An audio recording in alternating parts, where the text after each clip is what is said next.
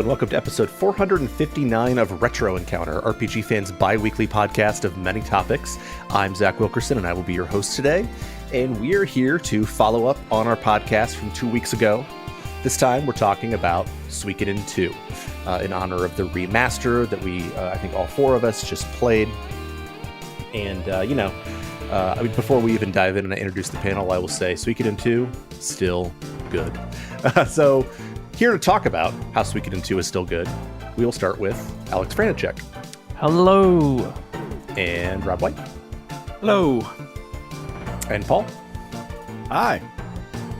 So welcome, three of you. We're missing one person from last time. Kyle had an emergency come up, which I'm sad about because Kyle is as much of a Suikoden super fan as I think a couple of us are. So Kyle, if you're listening, we miss you. Suikoden II, it's hard to even know where to start. For the record, this is not the first time that we have talked about Suikoden II on this podcast. We had a game journal, and I'm not kidding. It was the September of 2018, and I joined RPG Fan in October of 2018. And I was like, what? You guys chose it now? I don't get to be a part of it?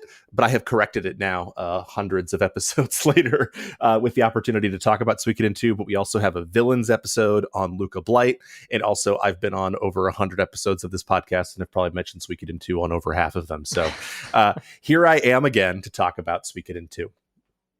So first of all, if you haven't played Suikoden II before, go play it. Don't listen to this. But I want to start actually a little bit differently this time than I normally do, because I know that three of us have played this game before, and I know we all love it. All-time favorite. Suikoden II is top 3 game of all time for me. I just played a game very recently, which I'm not going to talk about, that might have supplanted it. But Aleks, I know you have never played Suikoden II before. Mm-hmm. To my shame. That's it. You've played it now. No more shame. No more shame.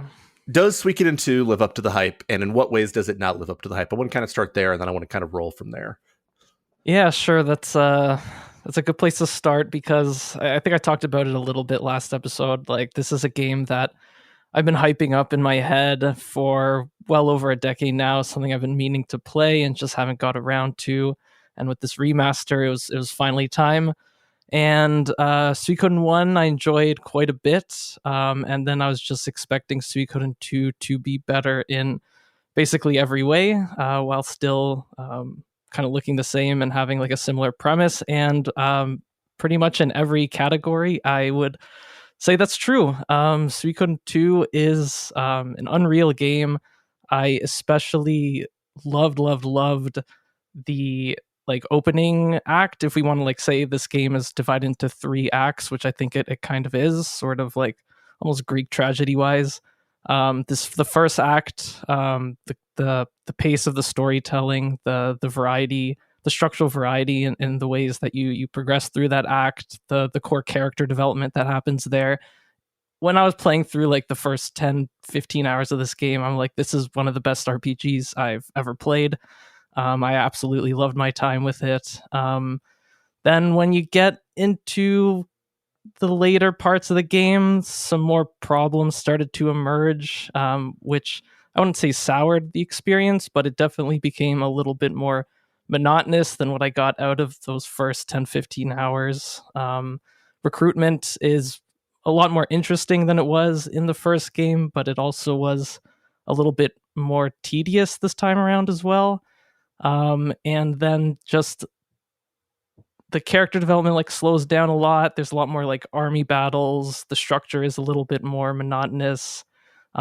Still having a really good time playing the later parts of this game, but that there were bits that were a little bit iffy, and I was losing a little bit of interest. But all in all, the game ties up really well, and I had an immensely good time with it. I know I harped on it a little bit there, but all in all, this was a really cool game that is going to stick with me for sure, and that has some of the most incredible moments I've seen in an RPG, no doubt. That is an interesting perspective, I think, as someone who's played this so many times. And I can see sort of in the middle portion there when you're sort of just going to towns and recruiting like different, people to like come into your army, right? Some of those things can, I think, feel a little long on the tooth sometimes, and I felt that way a little bit this time. But I'm glad you started talking about the beginning, and I think that's a good place for us to sort of start our conversation, is talk about sort of those opening hours. Even like that opening hour, I think, is really vivid, right? Like you start off in that camp, and I think that the graphics being improved, I think, is a little more noticeable in Suikoden II. And I think that like I really liked like sort of like the moon background of the camp, but also like how it just starts like so fast and you're confused and it doesn't feel like it needs to set itself up. And it's so efficient in that first hour of setting up like your relationship with Jowy and like the power of Luca Blight, and then Raud as being sort of this early game ugly villain. There's like that weird secret where you can fight those soldiers 108 times and get one of the cinematics in color later in the game. So yeah, I think it's really interesting. For the experts here, because I know Paul and Rob have played this before, what are your feelings on that opening, and especially like the first hour or so?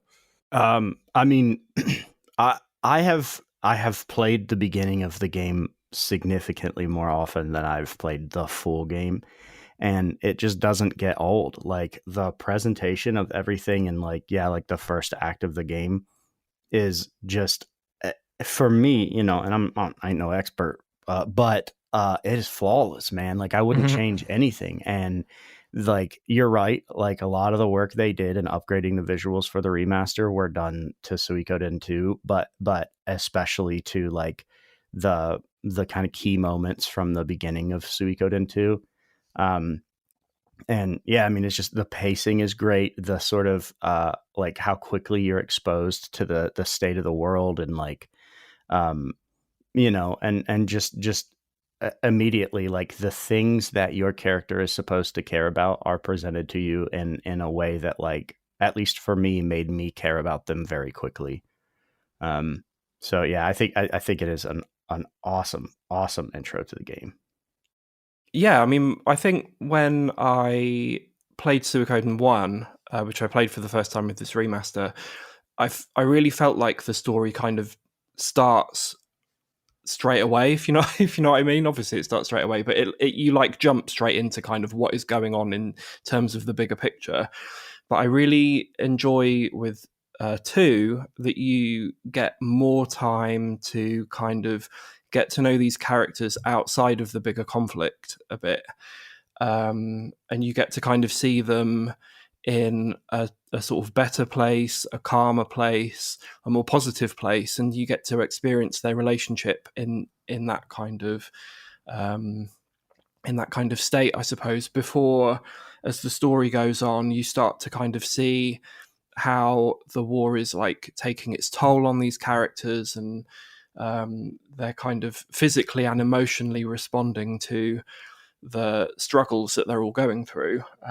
So I think not just in terms of the like build to the bigger story, I really appreciate this intro in terms of like getting to see these characters in a more kind of well-rounded state as well. Yeah, and I think that kind of talking about, I think that in a lot of ways, this is coming back to something Aleks said, but also something that you're talking about, Rob. I think in a lot of ways, Suikoden 1 feels almost, and I do not want to diss Suikoden 1 with this, but it feels like a prototype of what Suikoden 2 is. And I think that one of the things that they realized probably while they were making Suikoden 1, and maybe they wanted to do more of it, I don't know, is that the pacing ends up kind of harming some emotional investment. I think about Gremio's death and how it happens like in an instant. And you're like, oh, okay, Gremio's dead now. Okay. And you just don't. And I also think that like the cost of war is such a theme of Suikoden 1, but I don't think that you really see it until you see it here. You see it like maybe like in the Elf Village in Suikoden 1, right? But here I think that you see the cost of war very quickly. Even like, so, after the opening hour where you and Jowy, that in sort of the iconic moment on, by the river on the cliff there. After that moment, when you get separated, like, I think like even just like in ways that I think it could be annoying, like your moments in the mercenary fortress where you're getting a little bit of feel for the people of Joustin.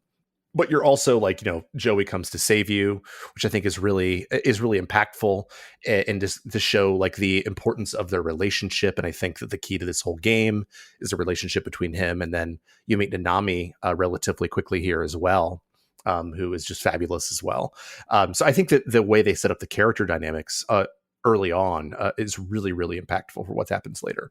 Yeah, I absolutely love all the mercenary fortress stuff, like being like, first of all, like after you jump from the river or from the cliff into the river, just seeing Victor and Flick again, like so soon, like as someone who also just finished Suikoden 1 for the first time, I'm like, yes, like those were my boys. They were in my party like the entire game, like regardless of whether I got the choice to replace them or not. I absolutely loved those characters, and just seeing them again, kind of clearly having matured a bit, gone through some more things, and creating this like grassroots mercenary movement is so cool. The mercenary fort as a setting was awesome, and then just like the whole process of being like a prisoner there as Ryu, and then getting tasked with like just menial tasks as you're getting to know the characters there. Like all the characters introduced at that point of the game, I feel like have a special place in my heart because they were there from that point, and just the pace at which that whole thing moves is so involving and so interesting. And oh my god, I absolutely loved all the mercenary fortress stuff. I love how how uninvested Victor is in having you as a prisoner. Yeah, and how like clearly that speaks to the type of guy he is. It's like he's doing it as like a formality. He's like, well, I guess, but he's like not. I mean, they're not putting that much effort into having prisoners. You know what I mean? Yeah. It was so funny. I think Victor is an awesome character, and the way that they sort of reminded you of the type of guy he was that early in the game was awesome. You're not even a prisoner that long, really. They're sending you off on like all sorts of jobs pretty quickly, and recruiting people and all that sort of stuff. But yeah, it is really cool. Yeah, and I think that one of the other really smart things they do is like you start off as like literally at the very bottom of the totem pole, right? Like you can't get any lower than what you are as a prisoner of the opposite side's army. But I think that I love that they also hold all the stuff about Genkaku away from you for these opening, few hours, because I think that sort of makes it obvious that like this is like, Ryu is like this character of destiny or whatever. And obviously, that he is because you're playing. It's a video game, but I like that the way the world building happens in this game. I think is really brilliant because it's just like sort of meted out and like very slowly, but like in ways that are impactful. And I think that this is sort of the beginning of keeping him at the very bottom. I think is really interesting. Yeah, and then you're slowly trusted to like on tasks outside of the fortress. You start recruiting like some people, like that guy who really wants food with the cool sword. Rikimaru, that guy, yeah. Rikimaru. Yeah. He's always an early game staple for me, so I remember him. Yeah, at one point, like Gengen is your superior, which is hilarious in the long run when you think about it. Yeah. And then just like getting to know like the surrounding areas of the Jostin Republic, and obviously when we get a little bit later on, all these places that you get to know and you travel around and you talk to like some interesting NPCs. The NPC writing is also like very, very much improved from Suikoden 1, I thought, in terms of like making places feel lived in. And then obviously once you get introduced more to Luca, that all just gets torn apart. Yeah, I mean, like, I think that when we did the villains episode on Luca Blight, one of the questions that Solosi asked was like, there are like five of the worst things that Luca Blight does, and which one is the worst thing that he does? And I think the one that still sticks out to me, even though he literally wipes out an entire town of people later in the game, just like vanishes them, is Ryubei. Burning of Ryubei, the pig moment. Like it's so iconic. And I think that definitely we've sort of seen Luca in the background here and there, right? But like that is an introduction to just this force of sheer evil, which I think that they end up playing with in really interesting ways later on. But I think that introduction is so powerful.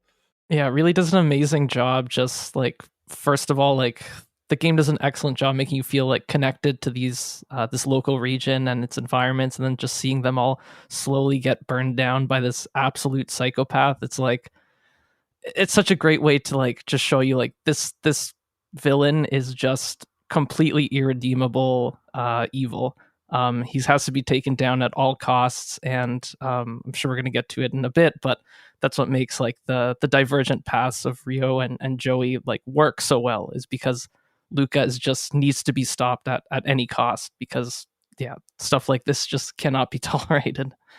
And I think that one of the more interesting things about Suikoden to me always is that you're always, I've said this before, like Suikoden deals in grays, right? And I think that once you hit the 2/3 mark, and again, spoiler alert, if you haven't played the game, we're just talking, kind of jumping around here. When Luca gets taken out, it's sort of the 2/3 mark. Which I remember the first time I played the game, I was like, "What? We killed Luca Blight already? That can't be the end of the game." And like, no, there's more.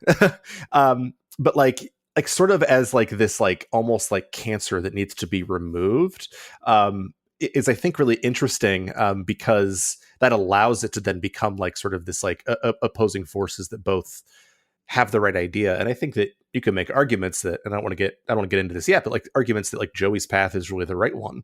But Luca obviously is this, insurmountable force that has to be removed because of that. But, even with Luca existing, and this happens, I think, slightly before you get Luca, the sequence of events sometimes escapes me in this game. You meet the Gremio of this game, who is Nanami, who is much better than Gremio. Just a sheer delight. First of all, actually kind of useful in battle, especially throw a double beat on her with her high technique. She's hitting like 4 times sometimes. It's awesome. She's great.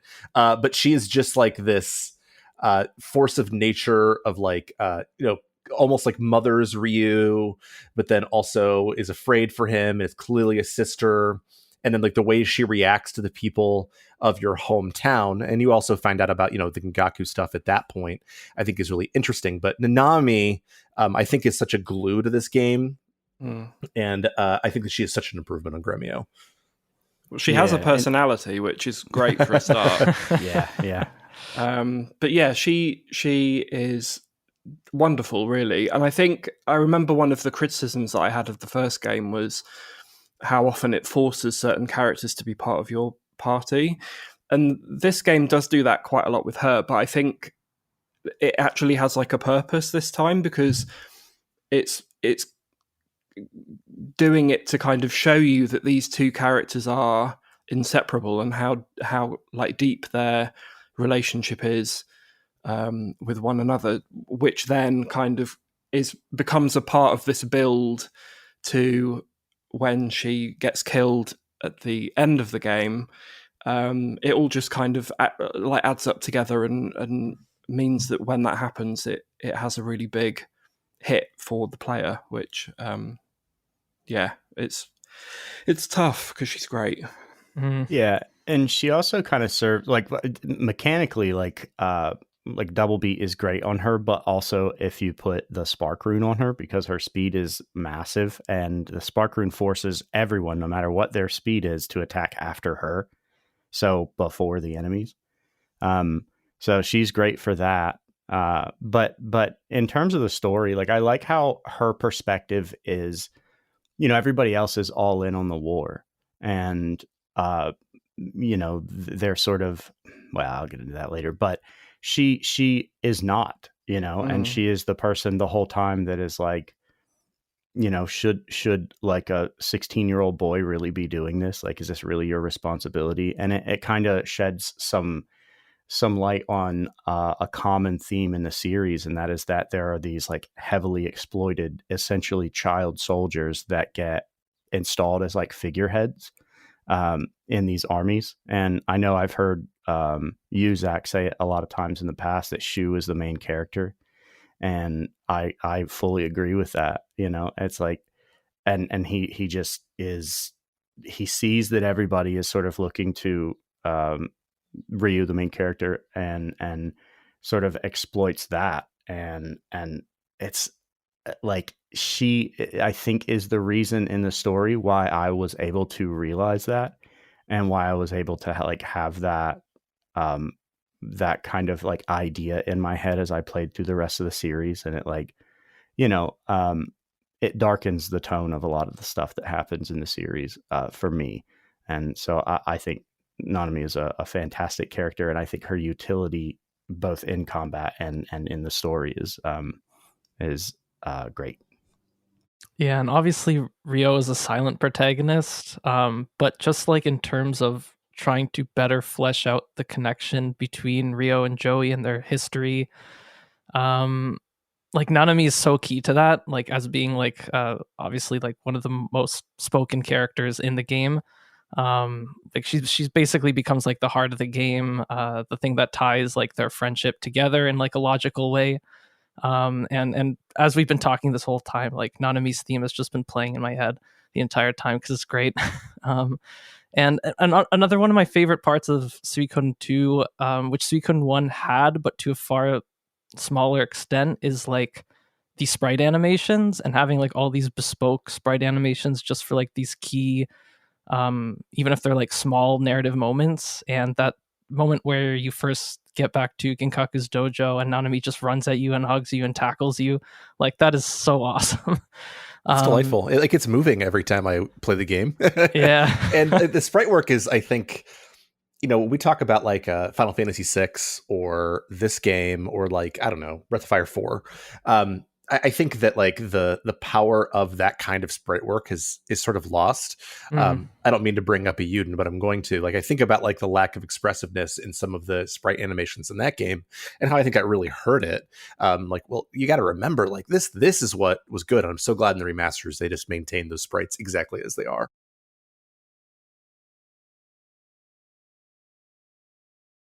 And just like a quick aside about the sprites thing, like the diagonal sprites, like where you run diagonally, those were introduced in the Japan only PSP version, and it is kind of wild to me how much that of like a sort of visual quality of life improvement that was for me. Like I don't know, like it just is a much better presentation that way. And yeah, Suikoden 2 though has, I think, probably the most impressive sprite work that I've seen in a game from that period. Yeah, I even have like, that just brings to mind like a specific example of like how important the diagonal is, because I read about that too, and it's wild to think about that the game didn't originally have that, because even when you're like at the beginning, when you're walking up to the cliff at the waterfall over the river, and it's like a diagonal sort of path, like if you had to like do like left and up that whole time instead of just walking diagonally, it looks so stupid. It'd be so much less involving in a way. I don't think it was quite as diagonal in the original. I could be misremembering. I should know. But yeah, it is a funny thing, like that you just I just got used to it immediately. Obviously, I'd never played with it before, but like it's even more noticeable in Suikoden 1 because you also couldn't dash in Suikoden 1, so you're just like walking very slowly up, down, left, and right. And it's a meaningful change. Mm-hmm. But yeah, I think that this part of the game always takes the longest for me too, because we've talked about the circus performers, but I love them, and like their whole dynamic with the party. But then there's those bunny rabbits in the pass, and they drop double beat runes, and I've never played this game and not gotten at least 3 double beat runes from those rabbits. So to me, that's like the part that is defined by the pass off of Ryubei. I managed to get loads this time. I remember it took me quite a long time the first time I played it, but this time they seem to be dropping like all the time. I got 6 really quickly. I don't know if they changed it or something, but yeah. I didn't get a single double beat rune. Now I'm just learning about this now, and I'm like, well, that sounds good. Double beat runes are very good. I was there for hours without getting any, and I had to just be like, I'm going to move on, because I was playing it with someone else at the time, and I was like, they're going to lose interest. She's like, hold on, trust me, it's really important. Well, it's interesting because like Suikoden 2 is so breakable, but like there are all these like really weird and specific things you have to do it. Like there are only 2 enemies in the whole game. Sorry, we're getting into the weeds here, but I don't care.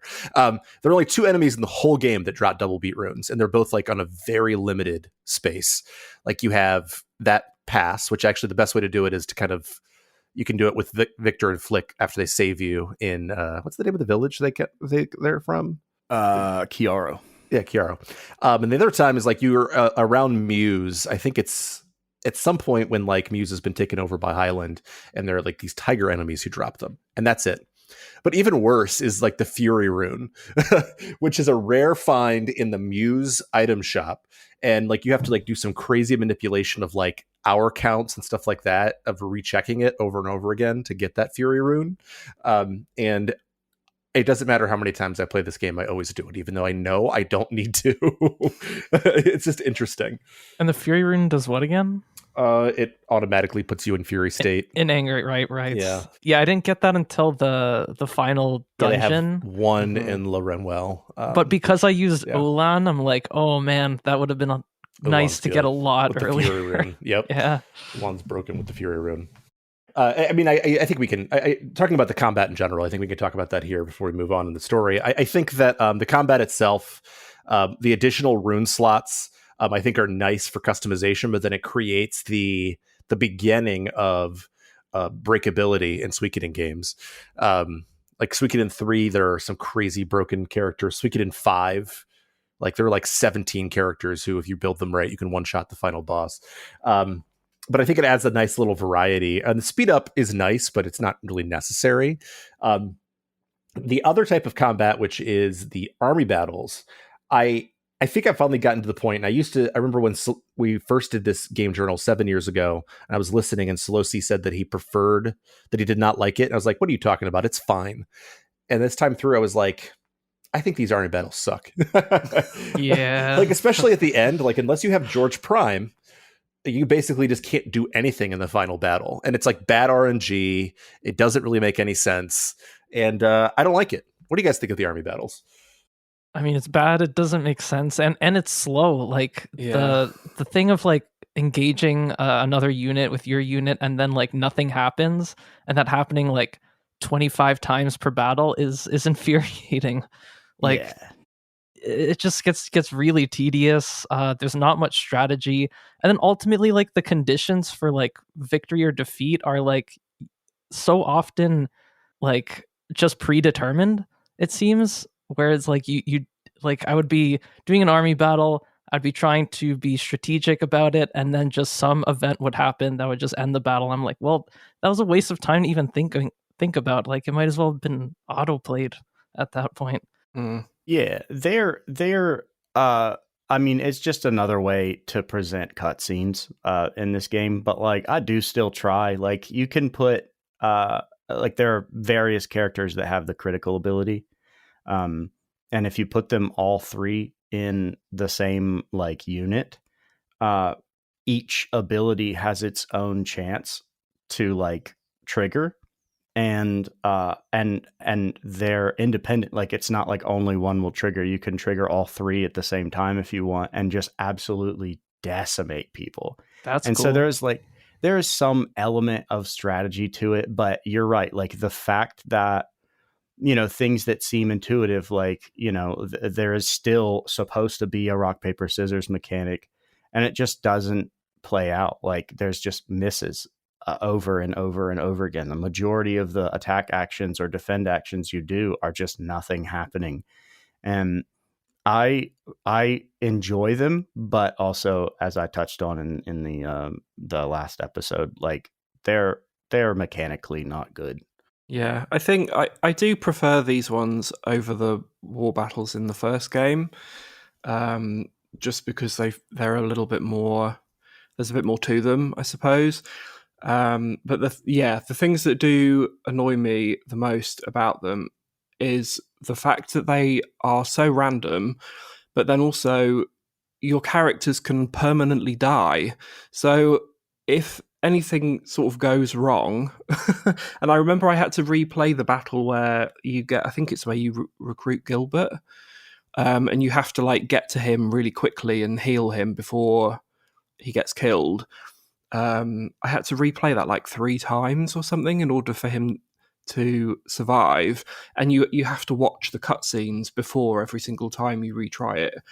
But also they're just really slow. Like I would rather have had, if I'd had to choose where I wanted the speed up to go in the remaster, I would rather have had it on the war battles than in the actual like party combat Yeah.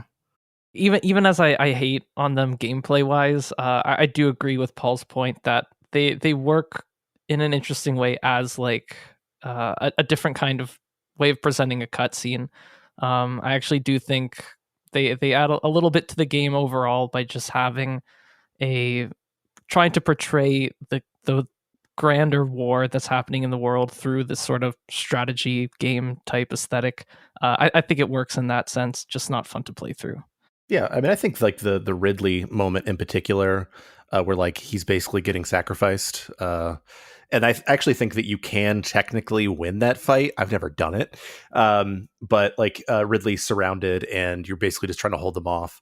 And I actually think that at some point Ridley can die, and then his son comes in. I've never done this before, but yeah, I think that like it definitely gets to the scale of things in a way that the Suikoden ones didn't, where it was just like, here's this one large group of people and here's this other large group of people. What are tactics? What are battles? So yeah, I think there's something to that. But luckily, duels are basically the same, but there aren't as many or any of the pawn Tio duels, which are, unless you do them absolutely perfectly, nigh on impossible. And RNG also has to go your way. So I like the duel battles in this game. I think some of the duels, and I'll wait to talk about the true ending when we get there. But I think that duel is really impactful. I think that because the relationships between these people, I think, are stronger. I think that the duel battles in general end up working a little better here. Yeah, I also found them a bit more intuitive and well balanced than in the first game. In terms of you get those little dialogue prompts that are supposed to clue you into whichever of the rock, paper, scissors options your opponent is going to do. I found them easier to read than in the first game. Like I didn't need to use a guide for any of these duels, whereas in the first game, every time I would duel, I'm like, all right, I don't want to get set back and have to do a cutscene, so I'm just going to look at a guide. So the fact that they were just like intuitive and were just another way of portraying a dramatic moment, I liked them in this game. I thought they worked well. Yeah, and I think that you don't really get a lot of big ones until later in the game, but I mean, kind of dive back into the story a little bit, because we are eventually the mercenaries end up sort of having to go to Muse because the mercenary fortress gets destroyed. And I think that like in terms of like the scope of this world, when you get to Muse and you see like all these different factions, and I think one of the really interesting things about Suikoden II in particular is that you have Muse, like, it's all these like city states. They're all independent, but they're all supposed to be, work together and sort of, help each other out, but they don't always necessarily agree. And I think that like sort of it allows you to sort of see the culture of these different people and the culture of these different things. And I think that Lady Annabelle is a really interesting character, and you start to sort of get sort of a sense of this space by the time you get to Muse. And that's after you've gotten the Rune of Beginning, which I always think is a really cool rune, and you sort of know they're on this path. It has covered a lot of ground, but were there any moments sort of between here and when we get to Muse and the rune and all that stuff, and we meet Pilica, that you thought were really impactful? That's a very broad question, but I mean, like when just the sound effects and like the whole presentation of the cutscene when you and Joey are on the gallows and Chiaro is super cool, because like you have the sort of constant rhythmic sound of like Joey and Ryu getting like hit or whatever, and then as the sort of meandering dialogue that like Raud is like spitting out, it goes on, you start hearing like additional hits and you're like, wait, what's going on? And then it comes back down and you just see like, Victor and Flick are there to rescue you, and you're like, oh, like classic Victor and Flick, and yeah, you're right. I it's such a good moment. You're right. Yeah, and also the sort of like the so you mean like between the Mercenary Fort and like getting to Muse? Yeah, that's the kind of gap of time you're talking about. Yeah, so the White Deer Inn was a cool break, because it was like, I think that if you were able to just flee from the Mercenary Fortress and go straight to Muse, the sort of hopelessness, that feeling of like defeat and like not knowing what to do next, I don't think that would have like settled in quite as much. And so, having to do a sort of side thing in a pretty beautiful area too, was good for, sort of just like getting used to the fact that like stuff is not going well for your side. And and then it also helps with the relief that you feel after the night spent in the jail cell when you're in Muse. There's this sort of like breath of fresh air feeling that I always used to get, where it's like, okay, we're back, and it sets up for the positivity that you experience, the sort of like emotional high of being in Muse and talking to Annabelle, and like, starting to learn that like your adopted grandfather had some significance, and and then seeing kind of how the Republic is like poorly run or like poorly constructed, or what do they call it, the Joustin Alliance in the remaster. But yeah, that whole thing, it's so much information, and it's fed to you in like just the right amount that you get a great feel. Like, that the current iteration of the Republic is not like effective, and that there is the necessity to like reform it, and then there is also the sort of catalyst for that reform, and then the like sort of Luca Blight invasion sort of like looming, because so far he's just like sacked a couple of villages, but like not the capital. And that part is one of the best, like between the Mercenary Fortress and Coronet Town, I think is one of the best sequences in the game, and is just sublime. I think another reason why that period of time before you get to Muse is really important is because it gives you more time with the three kind of core characters together in your party. So Ryu, Nanami, and Jowy.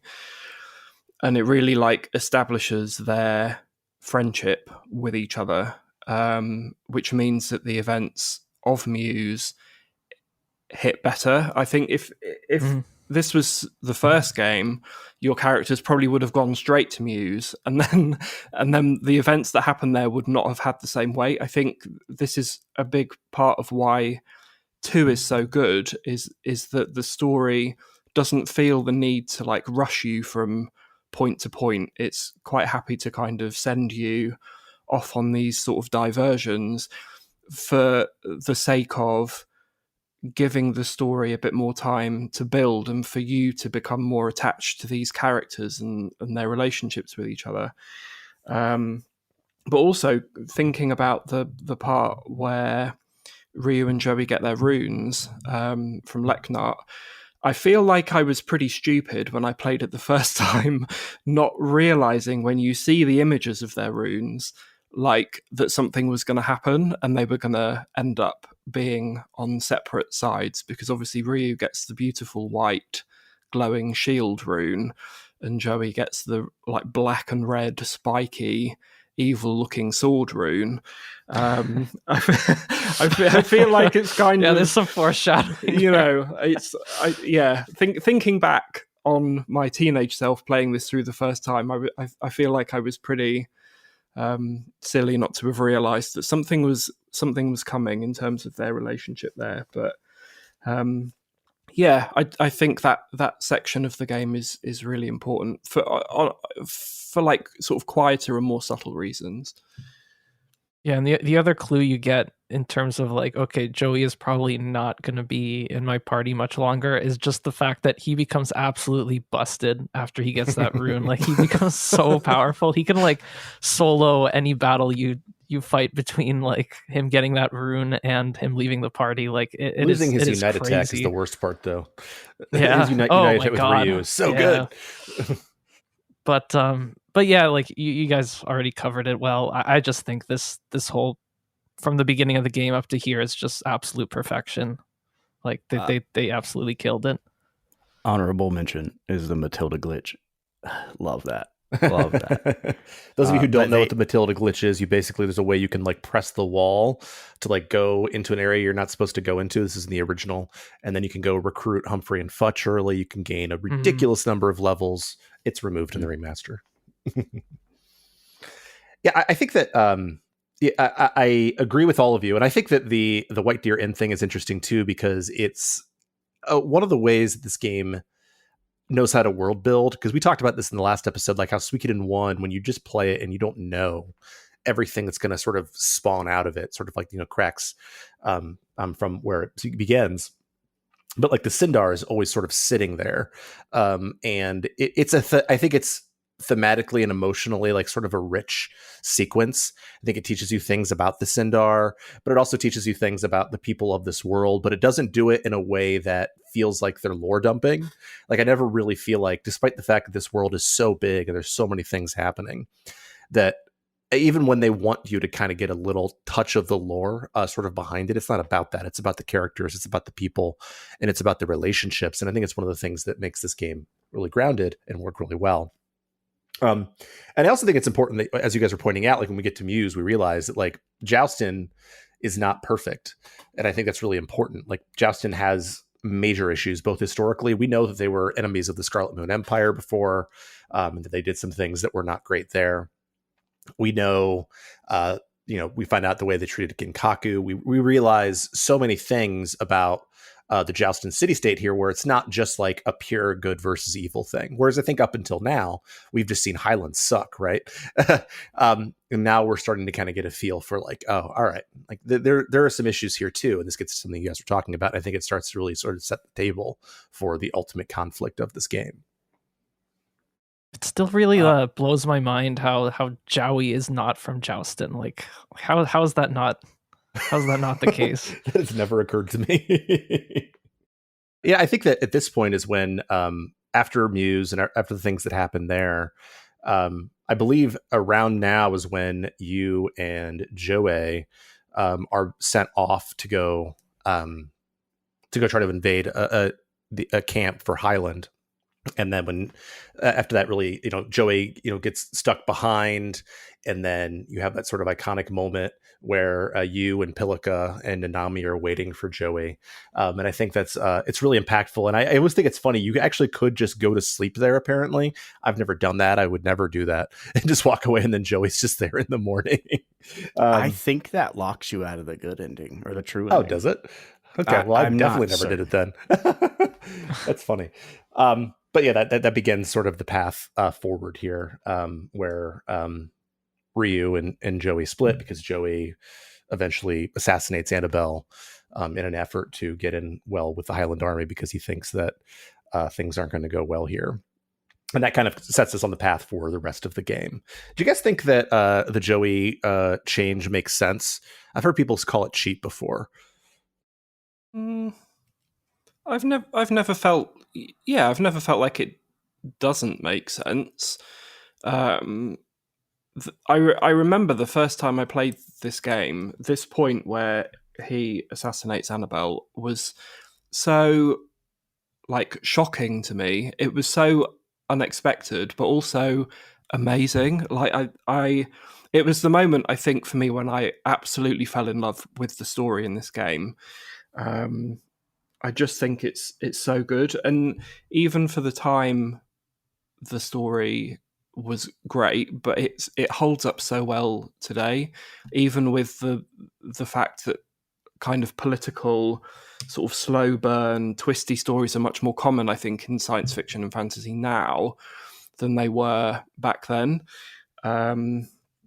Yeah, I just thought it was really great. I've never thought it was cheap or anything.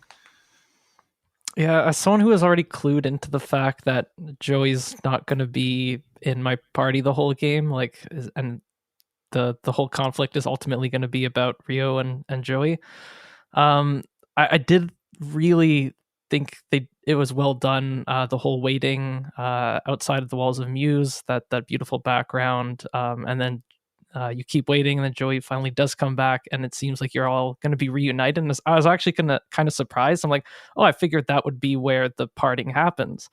But then the fact that everything seems like it's going to be okay again, and then after that you get the assassination of Annabelle. Like clearly he had thought some things through, and so I wouldn't call it cheap. It was a little bit surprising, and definitely later in the game I felt like Joey's actions and motivations got a little bit more confusing. But at this point I thought it was actually really well executed. Yeah.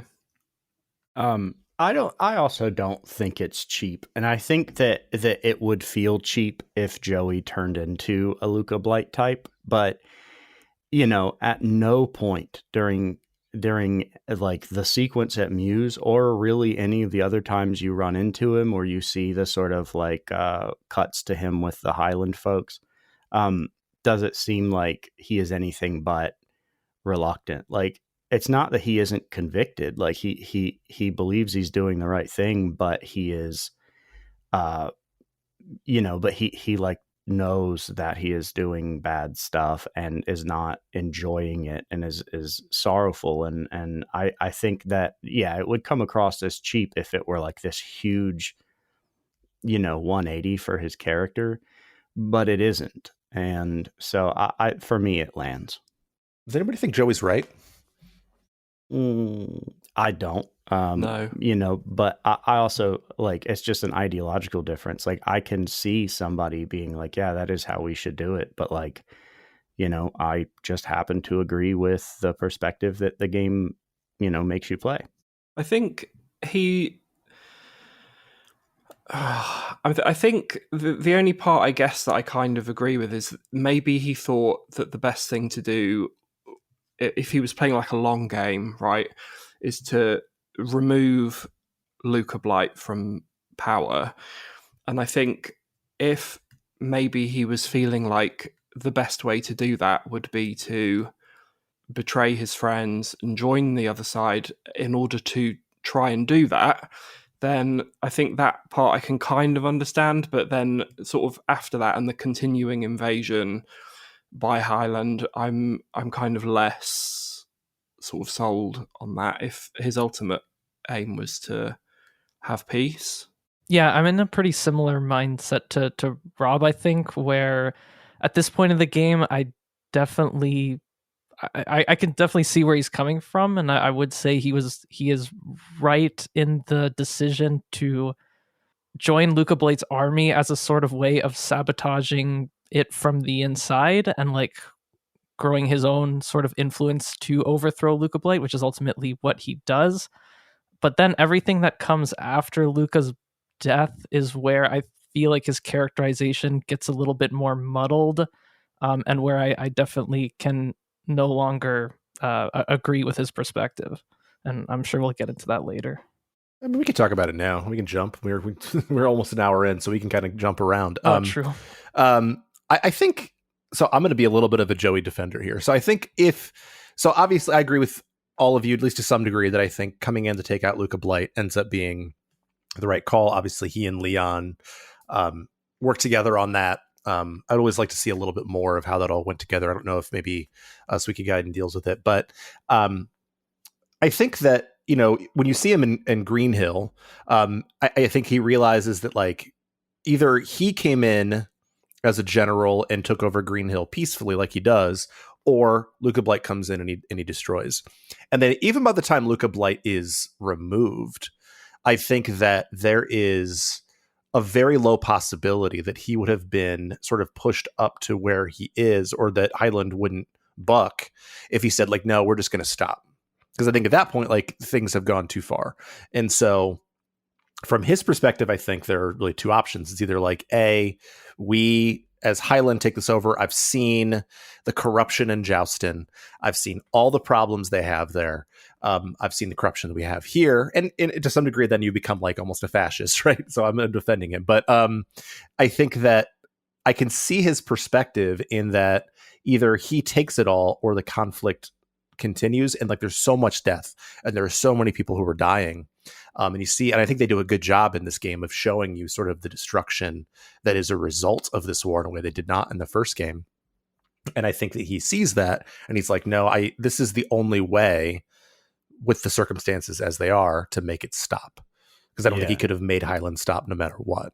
Yeah, and you're not only are you right, but there is like pretty hard evidence for that. That village that you get the silver or gold hammer in, Saja, I don't know where whatever it is in the same like map area as the Highland capital. There are people there who are like they don't have nice things to say about Jowy. Mm-hmm. And they are pretty sure that he was a usurper, and so public opinion is somewhat turning on him, and the only way that he was going to be able to get Highland to like united, is to the people specifically, I mean, was total victory. Like that was the only way that he was going to be able to get them to like see his perspective, like see I was correct, like the problem is solved. And this isn't the first time that Highland and the Joustin Republic have been at odds. It happens over and over and over again. And he's like, this is just going to happen again unless there is no such thing as Highland and the Joustin Republic. And so that was his goal. And considering the sort of path he was on and the corner he painted himself into, like that does make sense as like the only logical option, but at the same time, like because of the lack of kind of public support in his favor, and like his just philosophy of needing to use like absolute power as a way of trying to wield to bring in peace, like ultimately that wouldn't work out as has been the case in a lot of fascist dictatorships, which is ultimately what he's sort of moving towards. Like it would come back to haunt him, I think, and there wouldn't be the sort of forever peace that he very idealistically imagines. So in that sense, I like see why he made the decisions he did, but I don't think he's right in the long run. Yeah, I mean, I see your point, and I agree. I may agree, but I think that the reality is like either Joustin wins or Highland wins, right? Yeah. And I think at this point it was too late for it to be any other way. I think this is sort of like where the whole thing pops. I do think ultimately his rationality in the alternate ending is what makes the most sense, where he made a villain of himself and Ryu is the person who defeats that villain and becomes the new hero of the land. And that's sort of a way to have something approaching peace for the future. I think that actually like makes a lot more sense than him sort of as the King of Highland imposing his will for peace on the lands. I think that's better thought out. Yeah, I think the true ending has some issues, and I will hold that until we get to the end of the podcast. But I think to talk about my favorite character and sort of the flip side, and it gets to the points I was just making. So, obviously a lot of the things that Highland is doing, even once Luca is removed, in one of the coolest fights, I think, in JRPG history. I just think that whole fight is really cool. But I think that on the flip side, you have someone like Shu. And I think that Shu, who I think is a fascinating character. Oh, yeah. He's my favorite character in the series. Probably he's one of my all-time favorite characters. He's a fascinating character, but like, it's not like Shu is the moral good. He is a utilitarian and a practicalist to such a degree that he ends up doing some things that I think are really messed up. I think that him hiding Nanami's death is really messed up. The stuff he does with the forest is really messed up. I mean, he slaughters thousands because basically from his perspective, it's like we have immovable force and on both sides. And so I think that the complexity of Shu, I think, is part of what makes this whole thing a little bit more gray for me too, because he commits atrocities. Mm. Yeah, and there's also this kind of like, it feels abrupt to me, but perhaps I was just like reading the in between incorrectly. But like, we first meet Shu and he's like, no, I don't care. All I want to do is make money. And he seems like a sociopath, and not that he stops seeming like a sociopath throughout the story, but like there are moments towards the end where he is, he kind of seems like he believes in like what the new Dunnan Republic or whatever is doing. And he seems a little more emotional about it, a little more like convicted, a little more. I don't know. I think he somewhat softens, but also like around the time that I noticed those changes, he's also doing kind of the most messed up stuff.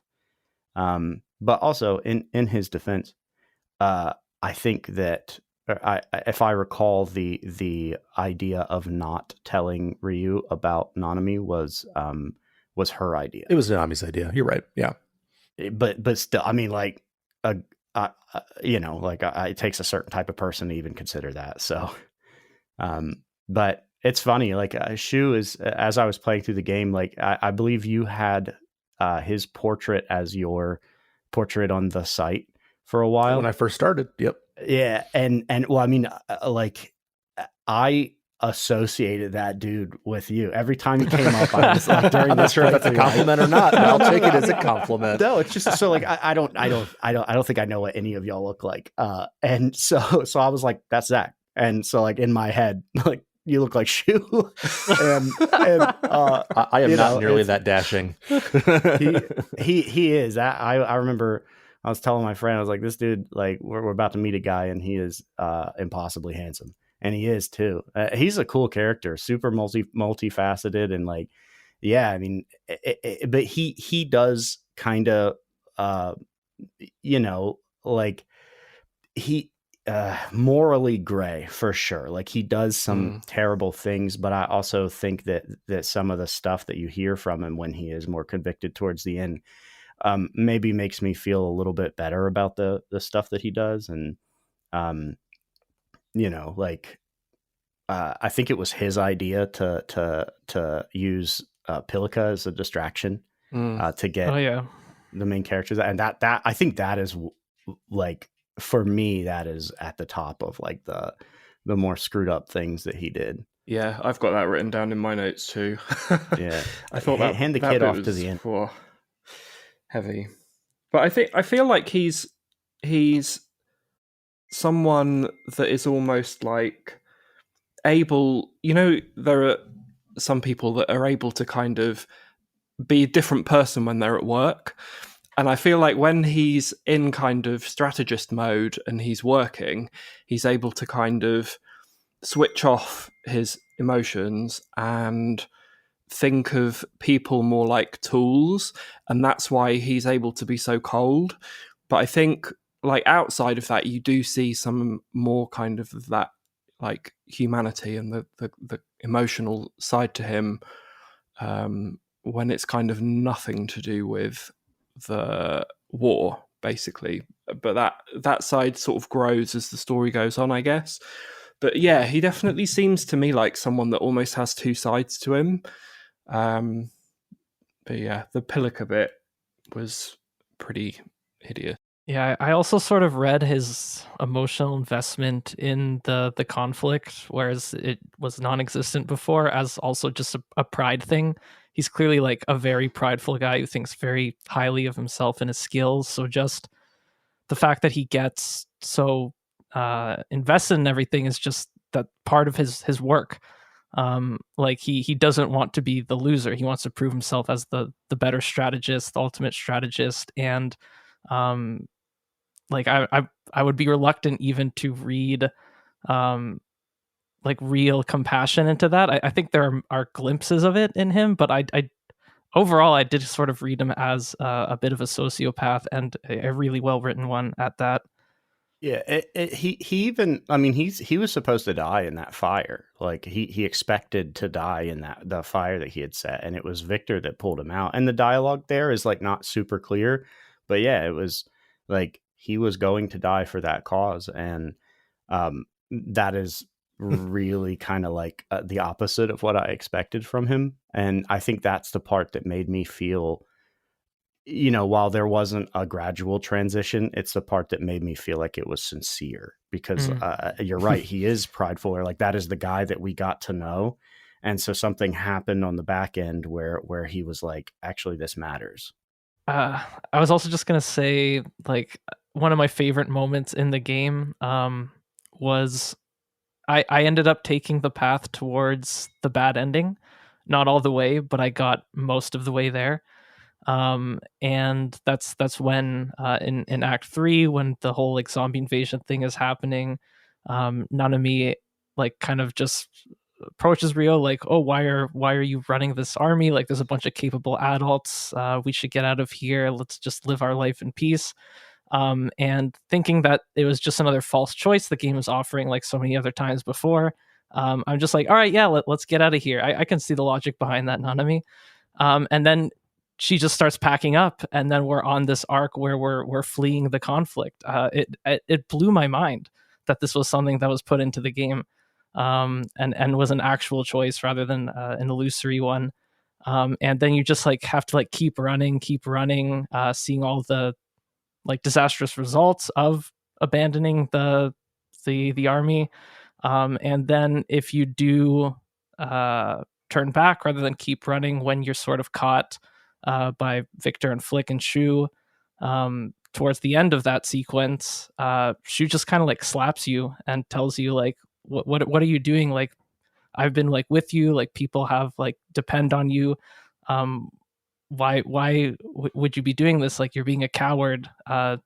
Like, grow up and take on your responsibility. It's one of the best moments of the game, and the fact that that's completely optional is so interesting and so cool, because I don't think I think it elevated the story to another level, having gone through that route, and elevated Ryu as a character, because I feel like this game doesn't, and this was the same with Suikoden 1, like it doesn't really acknowledge the fact that you're a kid essentially running an army enough. And this was a brilliant moment of a kid making a decision that a kid would make, and then like seeing the consequences of it and then turning it around, and then that being sort of a motivator. That's also how Ridley dies, that being a motivator and a source of guilt towards like seeing through the ending. I just thought that was amazing. Yeah, I had never done that until this most recent time. And the reason I did it was because I was playing it pre-release, and you can't see trophies pre-release. And so I was like, I bet there's a trophy for getting that ending. I should go do that.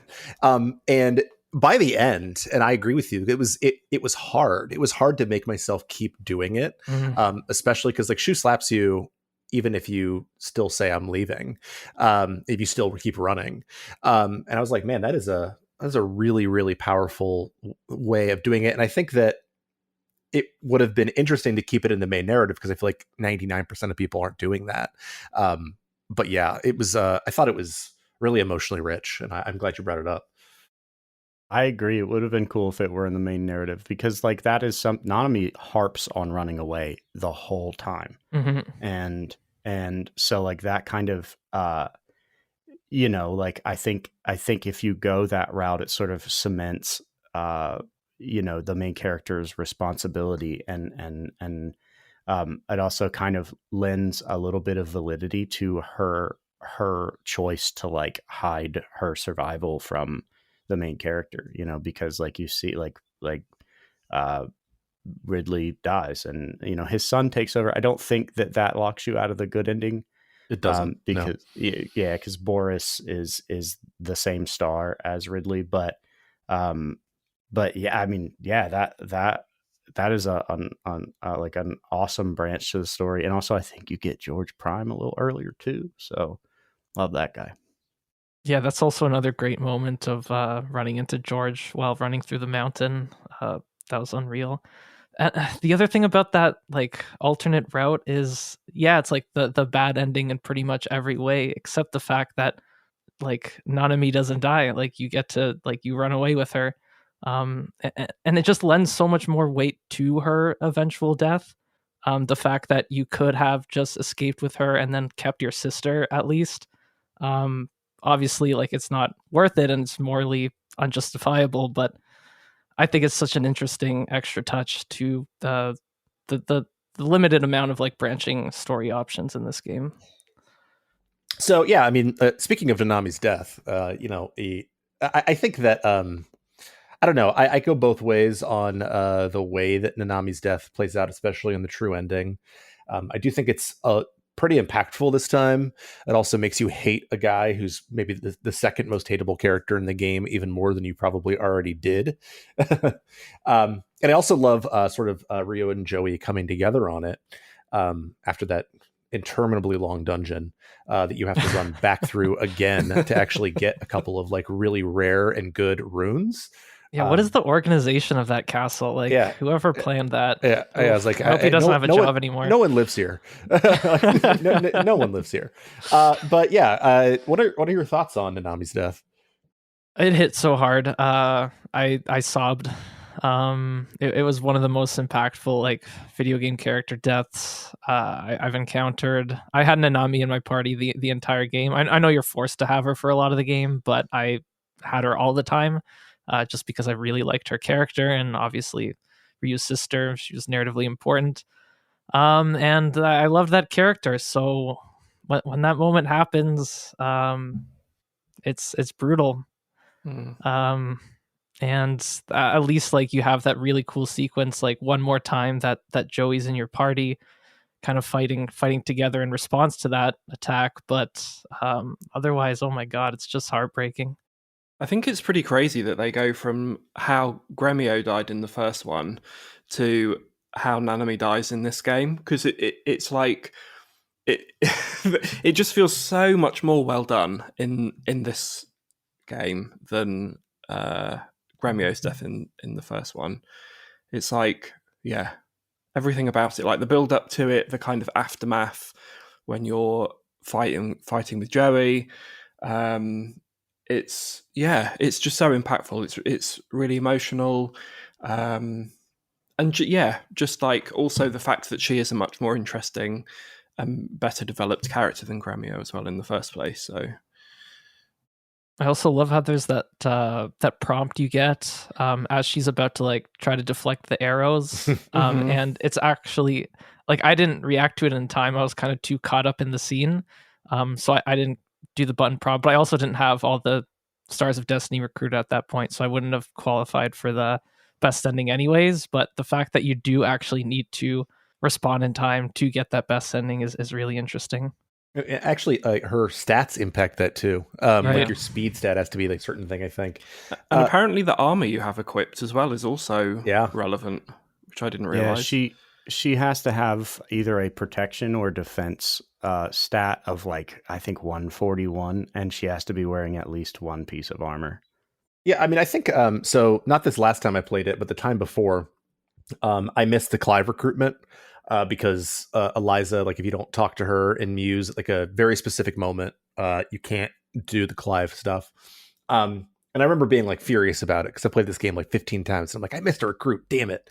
But then I played through the rest of the game, obviously. And sort of in terms of Nanami's death, at least, I do think that eventually Suikoden, gets a little cheap with the way that it deals with deaths. If you like, basically if you have more people, then there is no such thing as death. So I actually think that Nanami actually dying, there being like a real tangible consequence to the choices that Ryo and Jowy are making, makes it more thematically interesting. And I also think that the ending, as you were describing earlier, Aleks, is also in some ways more impactful than the true ending, which I there are things I like about the true ending, and we'll talk about that. But I think that Nanami's death actually sticking, I think, is better from a storytelling perspective. Everybody agree with me? Okay, good. Yeah, like especially if you were on the verge of running away with her and then like you didn't, and then it's just like, oh man, like if I actually did listen to her, she would have lived. It's a great emotions the game got out of me at this point. Well done, Suikoden devs. I think what like, so I agree with you, Zach, that like Nanami dying during that, like legitimately dying during that sequence is also a good ending. Like I think this is one of the few sort of like alternate endings or whatever where it is like not just a worse version of the the true ending or whatever. Like it makes sense, and it doesn't necessarily feel wrong in the context of Suikoden, like the sort of loss that like the subtle but pervasive darkness in the series. And it's I think that playing through and not getting all 108 stars of destiny, or getting them all and then not pressing that prompt, is just as like valid of an ending as doing all of the secret stuff and having her be alive. And it also is a more realistic one, and it's the true ending feels a little idealistic, given the circumstances. And so, yeah, I just like that both endings are really good ones and really satisfying ones. But within the context of the game, as I'm not satisfied that Nanami's dead, just satisfied that like a good story was told. Yeah, I agree. But the reality is for me that like there's almost no way that I'm not going to recruit all 108 characters because I love them all so much. Because one of the things that I think this game does brilliantly that we've barely really talked about is how many returning characters there are and how like it sort of pulls the thread through. And I'm going to kind of talk about some of those returning characters since I know all of us have played through it, or other favorite characters that you have, or things that we haven't touched on, because we could talk about this game for 5 hours. We will not be doing that today. But I think like the Flick and Victor stuff I think is really interesting. In particular, Victor being a main character in both, and then Neclord coming back in both. And the Neclord thing could seem like a total rehash if it wasn't so freaking cool. Like the boss music on the Neclord fight is just excellent. It's by far my favorite Suikoden track, and one of my favorite battle themes ever. I think that Futch and Humphrey, that whole quest line is really moving after what happened to Futch in the first game, and just seeing him have it there. And then he's one of the few characters that then continues into 3, which I think is really cool. The Hicks and Tengar stuff I think is awesome. It's so silly and so dumb and all this conflict. And, Tengar faking her death. And, there are just so many returning characters that I think that's such a strength of this game that I think, it's still there if you go back and play 1. And I think, Rob, you can speak to this. Go back and play 1 before. It's almost like a prequel. But like the way that it uses so much of the baseline of what was there and then it builds on it in really interesting ways, I think is part of what makes this game work as well as it does, and all the recruits and stuff like that. You guys have any favorite returners? I think you've mostly said mine. I think, in terms of like, I guess because I have played them the wrong way around. So when I was playing Suikoden 1, it was very interesting to me to kind of see where these familiar characters came from and how they were kind of introduced into this world in the first place. I think Hicks and Tengar probably are maybe my favorite returning characters, just because I do find their story quite interesting, and the fact that they kind of get their own sort of little side quest to recruit them. But it's also a bit more lighthearted. It's kind of a bit of a break from the much more serious tone of the overall story. I didn't use either of them in my party really this time. I remember the first time I played it, I really enjoyed using Tengar because she's a pretty good magic user, but Hicks is not great generally. I did use which adds up time, for his though. character too. Yeah. Yeah, it's funny because when I think of Hicks, like if I any like as you were saying his name, as you guys were mentioning him, the image that comes to mind is his like the sprite of him knocked out. Yeah.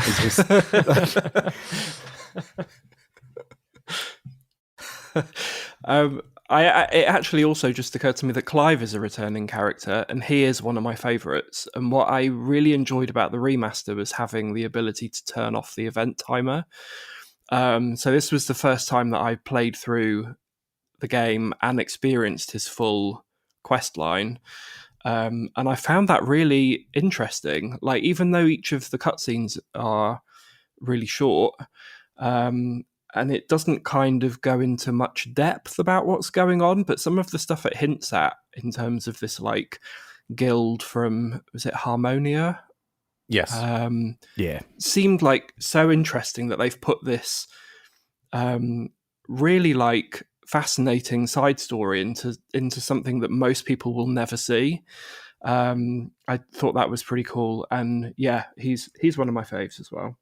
Infuriatingly, they added that in as a day one patch, so that didn't exist, and so I still haven't seen it. Oh no! I remember they announced it like a day or two before, and I was like, "What are you talking about? That wasn't there at all." I looked at the menu, I'm like, "Nope, it's not there. It's not there." And then the next day, patch downloads, there it is. I was like, "You guys suck." Like you mentioned, the Howling Voice Guild, like the guild that Clive is from. So I know the last episode I suggested that you guys play Suikoden Part 1 because it is like a companion to Suikoden 2, but Suikoden Part 2 follows the same guy but deals a lot more heavily with his involvement with the Howling Voice Guild, and is really interesting. If you like the Clive and Elsa storyline, then and just want some more context on the stuff that they're involved with, then Suikoden Part 2 is you know, they have a fan translation, and they're great games. I think they're awesome games, and I strongly suggest them if you want to get the most out of Suikoden 2. Yeah, I cannot believe I haven't played those yet. it's like a blemish of shame. Like I'm finally playing through Mass Effect now, and I dropped it for Expedition 33. I said I wasn't going to say it, but I did. And that was to me like one of my major blemishes, but that's the other one, which might seem silly, but as a fan of Suikoden 2, I just feel like I have to play those. I need to get on it. Yeah, you've piqued my curiosity for sure, Paul. I got distracted by the same game as But in terms of returning characters, this is a pretty basic answer, but the fact that you can get tier if you import your save file from Suikoden 1 is awesome.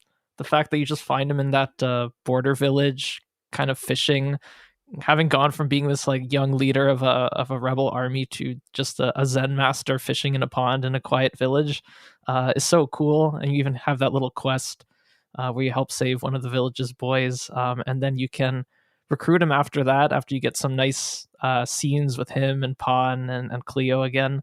That was really nice and rewarding. Plus the fact that he's utterly busted is awesome and feels appropriate. Yeah. But I was just annoyed that like you have to go back to Gregminster every freaking time. How could that not be something that they fixed for this know. game?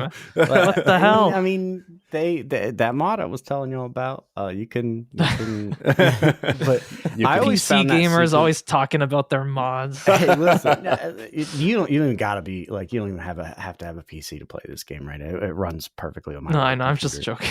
But I know. The thing that I found weird about the sequence where you recruit, or whatever, like the quest that you do with Tyr, is that the kid did not have a character portrait, though he was like the focus of that quest. But then that girl who was like his sister from the inn, Ellie, I think her name was, the redheaded girl that stands out front of the inn in Banner Village, she has a portrait for some reason and is not recruitable. It was very weird.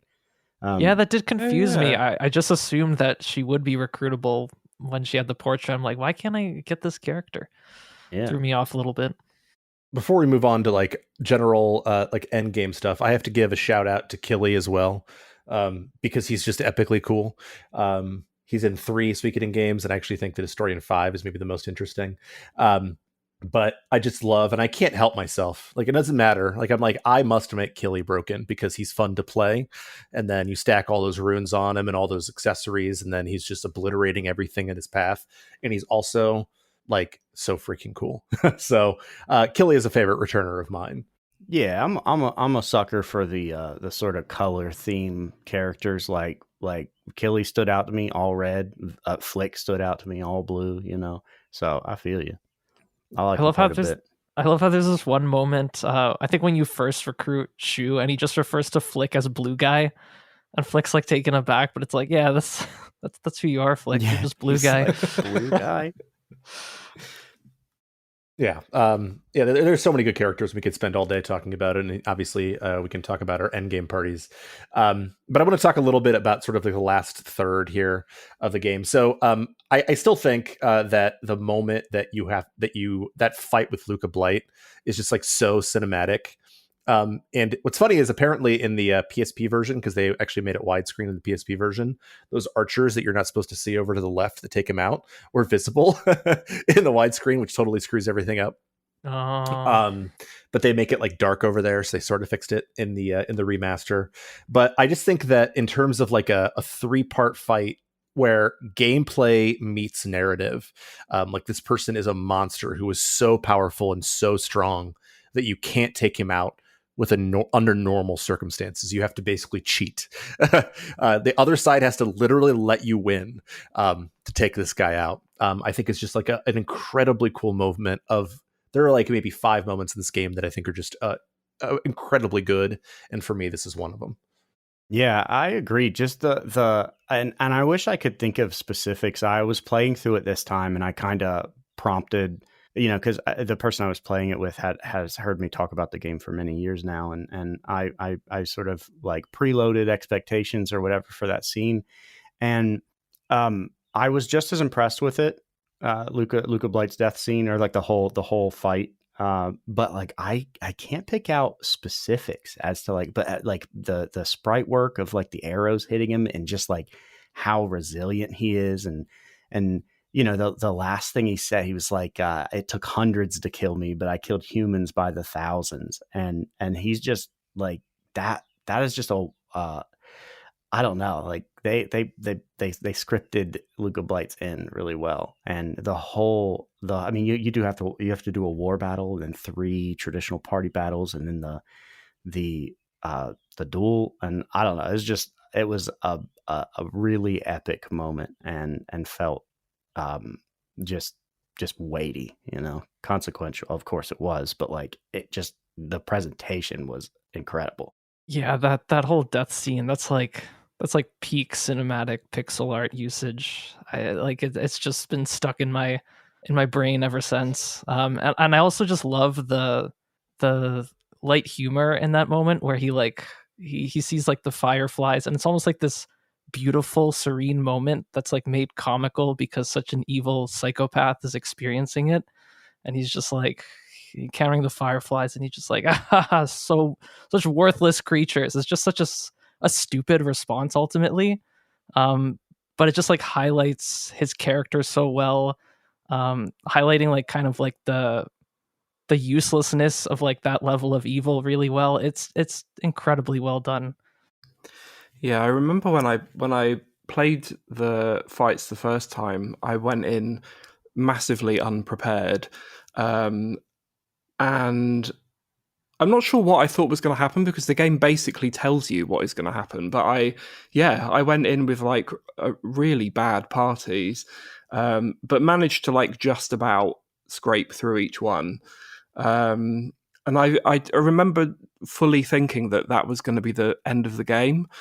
And then this time, because I obviously knew what was coming, I did completely the opposite and massively over-prepared all of my characters and breezed through the whole thing, and found it really easy. But it's great. Like I wish I could go back and play this sequence again without knowing what was going to happen.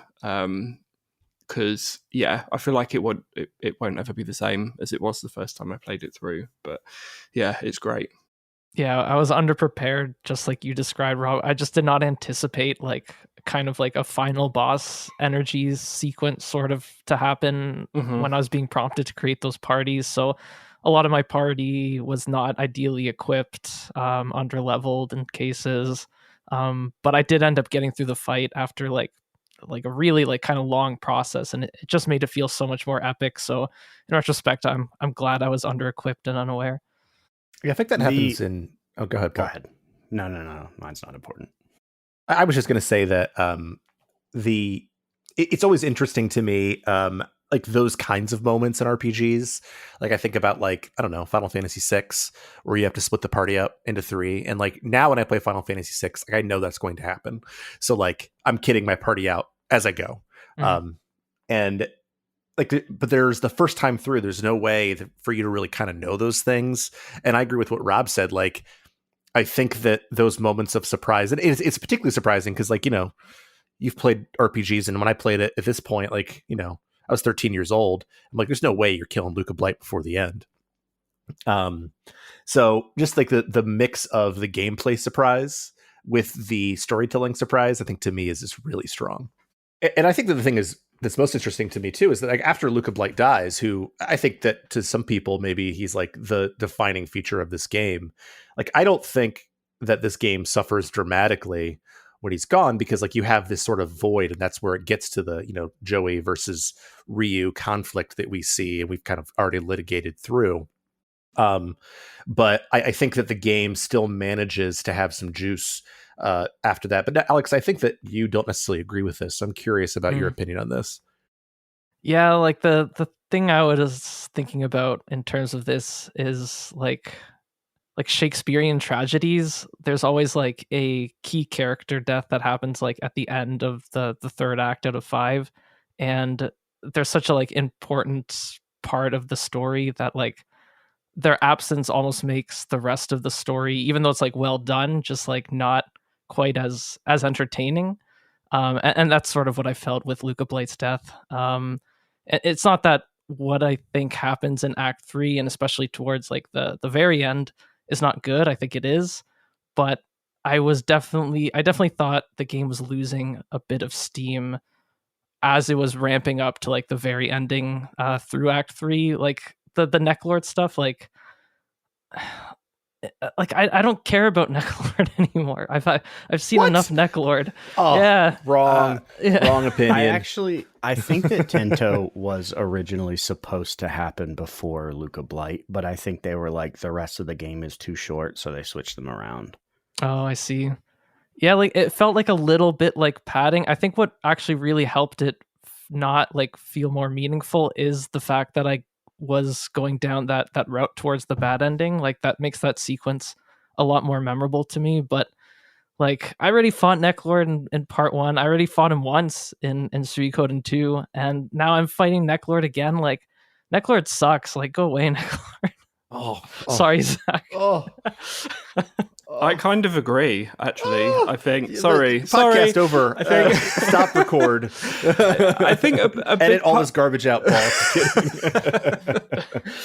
I think a big part of what I like about this game so much is how so much of it is rooted in like stuff that feels very familiar to us, like towns that look like they could be from the Earth that we know, like characters that seem like real people.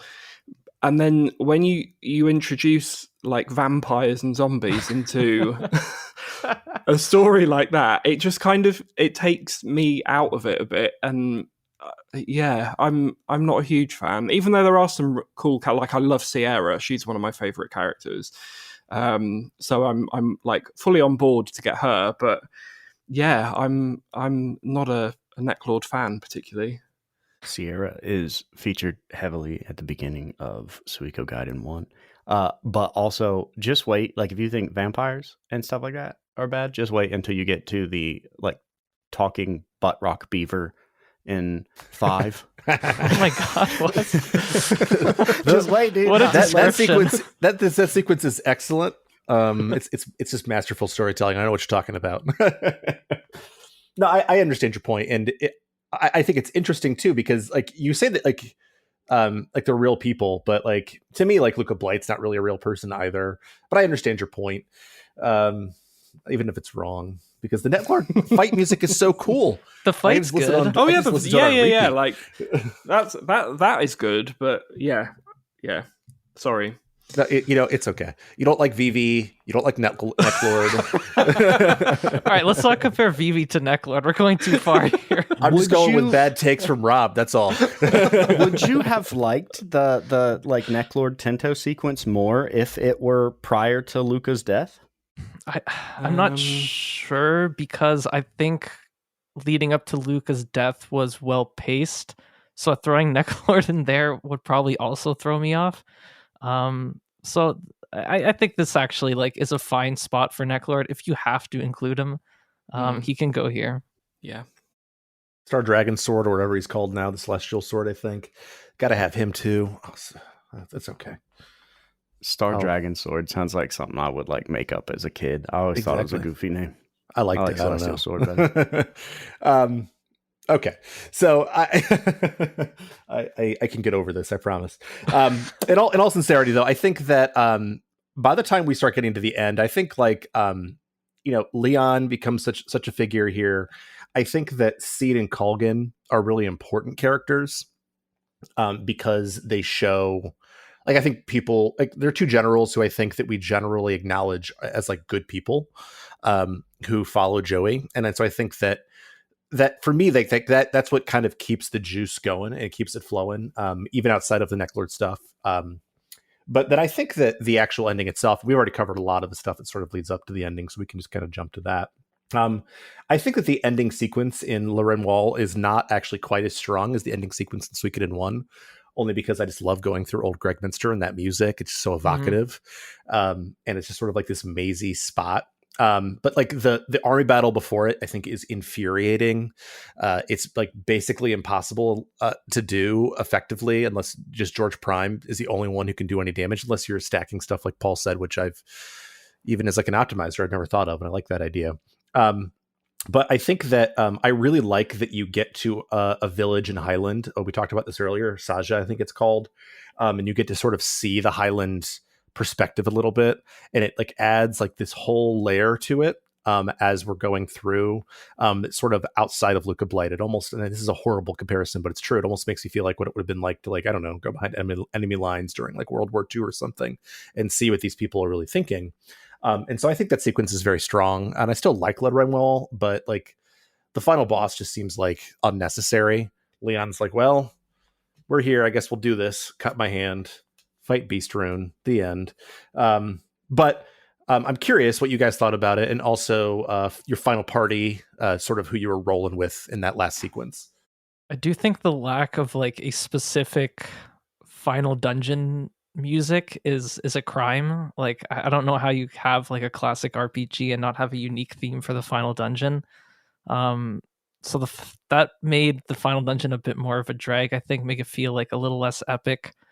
And then I agree also with that the idea about the boss fight not feeling super climactic, like even in comparison to Suikoden 1's final boss. But everything after that is great. I haven't, honestly, like, I'm a big fan of Mass Effect, and so like you can infer from that endings aren't necessarily the most important part of the experience for me. But I had never thought about like, the not having unique dungeon music, and I also just kind of the showdown in the Highland capital never really stuck out to me, except for the fact that you kill Han Cunningham, who was your adopted grandfather's best friend and the previous holder of the Black Sword rune. And then also, and like I can kind of see why that would happen, but I was a little bummed that Seed and Colgan died. Like you said before, they seemed like good guys. They were just on the other side. And, they knew that Luca was bad. They knew that things needed to change. And I was just really hoping that you would defeat them and they would be like, all right, we're defeated. And then, they would, I don't know, have had some sort of escape plan. So I think that is the only downside of that sequence for me. But then, the stuff that happens afterwards, just echoing what Aleks said, loved that. That was great. I actually think that the Seed and Colgan sequence is really, I really like the way they do it, because I think that sort of showing because you're right. I think that they're good guys. They're good people. They're people who we think like they're decent. Like these decent guys believed so much in the dream of Highland that Jowy had that they're willing to sacrifice their lives for it. I think makes sort of the I keep saying shades of gray thing here, but I think it makes the conflict more nuanced personally. That these guys who are good I'm going to lay down my life because I believe in this cause. So, but I see your point. I also like them, so I'd like them to survive. Yeah, I think I mostly agree with you, Zach, in terms of I think maybe the sort of final dungeon and boss fight of the first game was a little better. I don't have any problems particularly with the dungeon in Suikoden 2, but yeah, I feel like 1 is maybe just a little bit better. The last war battle I actually didn't find too bad. I think I just moved one of my units into the castle and then it finished, so it was not too bad. Yeah. Yeah, the last time, for whatever reason, there was like one unit that just kept moving back and forth and blocking my way in, and I had to kill them. And like I was like, okay, I got to find a way to get George in here because he's the only one who can take him out. Oh, I was stubborn. I decimated them. So this is Joey's point, all right? One addition, though, to what I was saying is like they don't really touch on Joey and Jilia's relationship throughout the game. And so I absolutely love that they give you that scene where he says goodbye to her. And it is indicated that like it wasn't just convenience. Like it wasn't just that it was a part of the plan that they were married, that like the two of them, or at least she, loved him.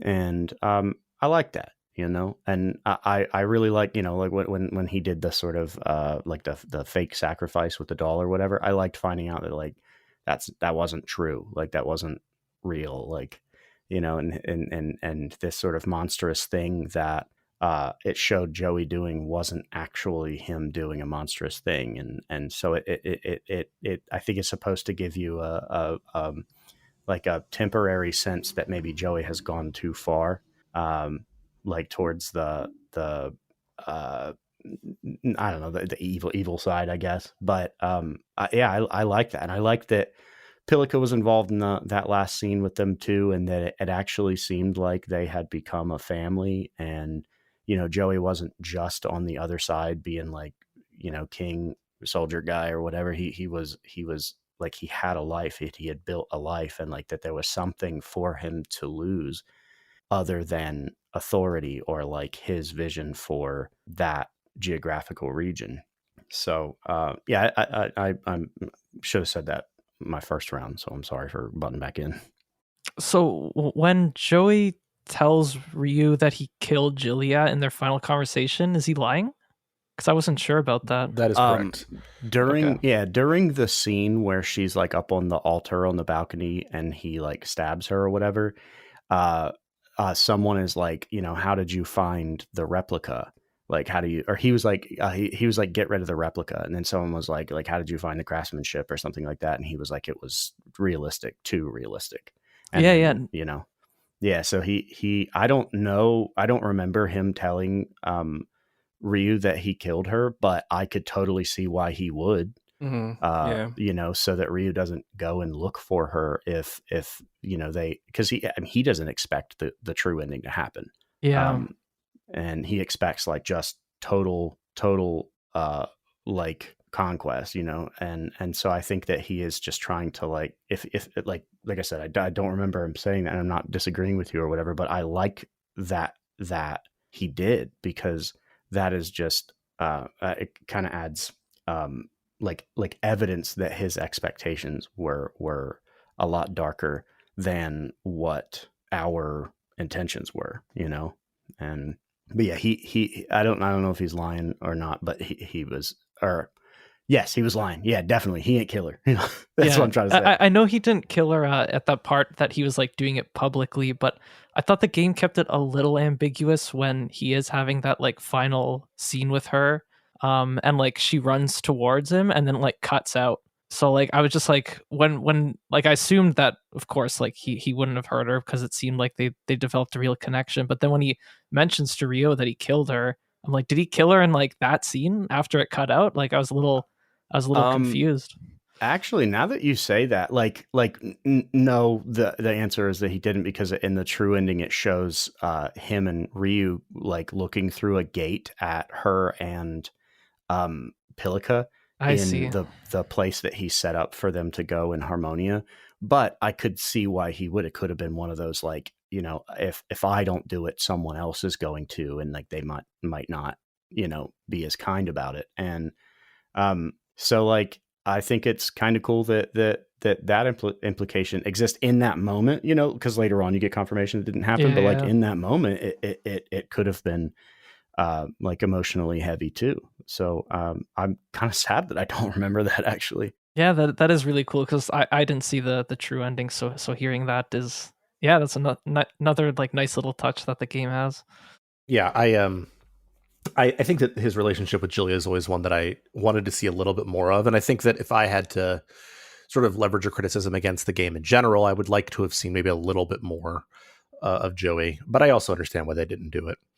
But that does lead us to the ending, and I know that I think three of us have seen the true ending, and I, you know, from the Julia perspective, I understand why like she's away, and because like Joustin obviously is probably not going to be kind to her, but it always feels like I don't know. I kind of, you know, the romantic in me wants Joey and Julia to be together. But I also think that the true ending. So, Aleks, I apologize for spoiling it for you, but the true ending, basically, like you say as Ryu, I am not going to be, you know, the president or whatever of this republic. He goes off to travel, and then you go back to the original spot where you and Joey mark the rocks. And then you have a duel, basically Joey saying like, oh, we have to resolve this conflict. And to win, you have to just not do anything. You don't attack Joey. Mm-hmm. So there's no attacks on Joey. And then you eventually just get together and it's all hunky-dory now. We get to be friends again because the runes are gone or whatever. And I always thought that like the reality is that I think that's a little pat. I don't really think that these two heads of state wouldn't get hunted down or found later, especially if they're traveling together.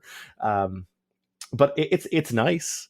It comes back to the concept of friendship and the importance of their friendship. But I've always thought it was a little cheap. But yeah, I think that the other endings, the one that you saw, Aleks, I actually think in some ways is a little bit more thematically rich. Just my opinion. Yeah, I think this playthrough that I've just finished is the first time that I've seen the true ending. I think the first time when I played it, I don't know what year it was, but around when the game released originally, I would have got the other ending.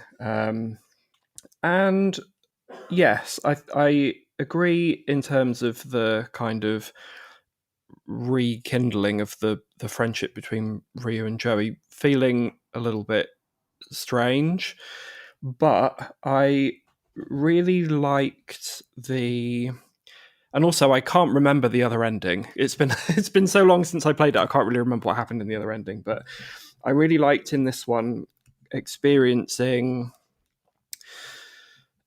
Ryu kind of deciding that he's not gonna sort of give himself to this cause anymore. I think it really showed the toll that it would have taken on him to get to that point. And I always appreciate when endings kind of take a slightly less predictable route. And it made me think when I was watching it, kind of like, how do you move on from going through something as traumatic as that? You know, like, how do you take care of yourself? How do you carry on with your life after going through something that would have changed it and changed so many other people around you?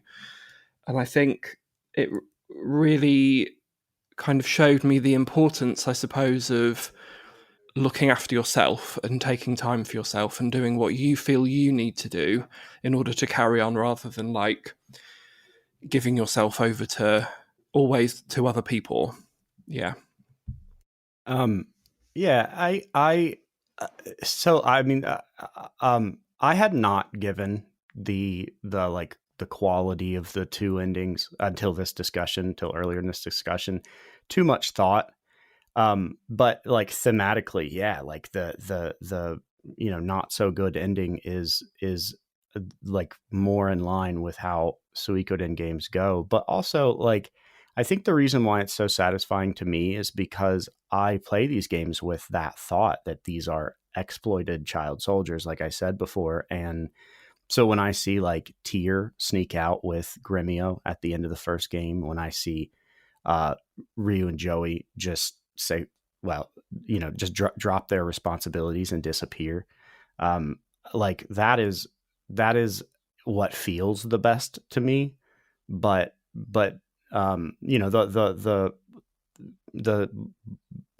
Bright Shield and the Black Sword rune are just trying to like rejoin, and the way that happens is from one defeating the other. And so like it seems like the canonical ending would be that, like the main character defeats Joey and carries the rune of beginning. But and also the like heavy weight of like rule and making sure that the ideals that he had in mind for the new nation that he built are implemented and upheld. But it is sad that like a 16, 17-year-old boy would have that as his fate, would, like constantly be thinking like, I killed my best friend, my sister died for this, and there's nowhere else for me to go. So I may as well just, like bear the weight of the crown or whatever. And so it's not what I want for him, but I think that you've convinced me. I think I'm on your side now. that the I guess quote unquote bad ending is the better one. So yeah, I'll just add that there's a couple of pretty interesting nuances even within like the standard ending, if we want to call it that. A couple of different things that can happen, because the first time I finished the game, beat the final boss, got all those cutscenes, and then you're standing in front of your crew at the castle, and you have the option to either accept being the leader or say you can't do it. I assumed this was like another illusory choice, and in that moment I just selected like, yeah, I'll be the leader. And that's like the most standard ending, it seems. And you don't even have any other interactions with Joey, like at all, if that's what you choose. And like I thought that was pretty unsatisfying. And I'm like, oh, do I need to maybe I need to recruit all the Stars of Destiny in order to get more Joey content for the ending. But that didn't turn out to be the case, because in the post-credit like image, I think like every ending has like a unique image. In the image you get like with the Finn screen, in that ending, you see Joey sitting by the waterfall by himself. And at that point, I'm just like, wait, is Joey like sitting there right now waiting for me, since we like promised we'd meet up there again? So I immediately restarted my game, loaded up my save file right before the ending. And then when I stood in front of the group again, I said, I can't do it instead.